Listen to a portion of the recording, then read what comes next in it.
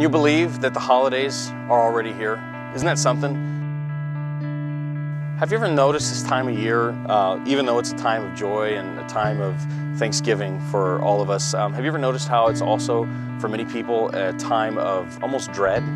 It's like the stress goes up, the pace goes up, the busyness goes up, it just increases, doesn't it? We've got parties to prepare for, we've got food to prepare, and we've got people to see, we've got gifts to buy, gifts to wrap. The bottom line is, our lives end up speeding up at a time when perhaps they should really slow down. During a time of the year that we should pause more often to become aware of the people around us and become aware of the needs around us. Instead, we find ourselves driven by that pace.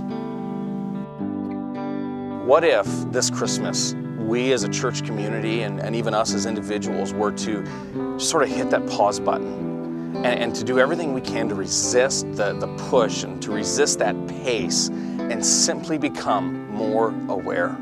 More aware of those in our lives who matter the most. More aware, those right here in our local community who are in desperate need. And even more aware of those around the world who could experience Jesus this season.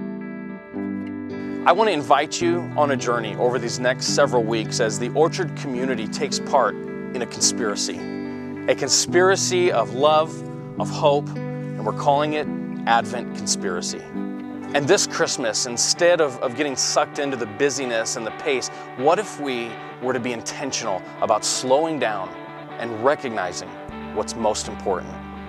Instead of running out and spending more money, or in many cases getting into more debt to buy gifts that oftentimes end up diverting our attention away from the true meaning of Christmas to begin with, what if this year we focused our hearts and we focused our attention on giving one another gifts that will far outlast the Christmas season through relational gift giving?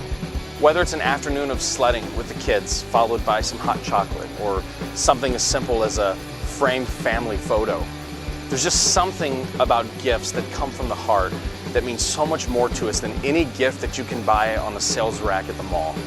And so this Christmas, by saying no to overspending and saying yes to a very ancient way of expressing love, we have the chance to connect with the story of Advent in a way that we've always hoped. So what does this mean for you and your family? Well, it could mean something as simple as taking one less gift out of that must-have list and giving one another a gift as simple as spending time together. That is the heart behind relational gift giving. And lastly, the scriptures tell us that Christ, though he was rich, became poor to make many rich. It was the Advent that Jesus entered into our poverty so that we could no longer be poor. So with the money that we save by giving relationally, we can redistribute the money we saved to the least of those in our community and even around the world. As you watch this, there are more than 1.1 billion people around this world living without an adequate source of clean water. In fact, as you just listened to that statistic, it's estimated that 22 children have died from waterborne diseases. And you know what the worst part about it is? There is fresh, clean water literally waiting beneath their feet. We just have to dig. So our hope is that we at the Orchard community will unite together this Christmas, and with the money we save through relational gift giving, could partner together with churches to help put an end to the water crisis around this world. Our plan is to take the money that you and I save this year through relational gift giving and pour half of that into a clean water project on the other side of the world. And the other half, pour it right here in our local community by being the hands and feet of Jesus to the poor, to the needy, by providing food, clothing, and other essential items. And so over these next few weeks, let's join our hearts together and let's just pause and let's resist the pace. Let's begin thinking of how we can give gifts that last through relational gift giving.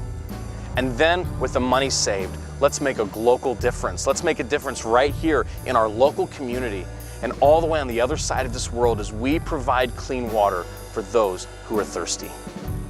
Can you imagine what this might do in our hearts this Christmas season? Or think about those of you with kids, can you imagine what this will do in our kids' hearts? Or even greater yet, can you imagine what it'll do in the hearts of those who are in need? So let's get ready for our Advent conspiracy.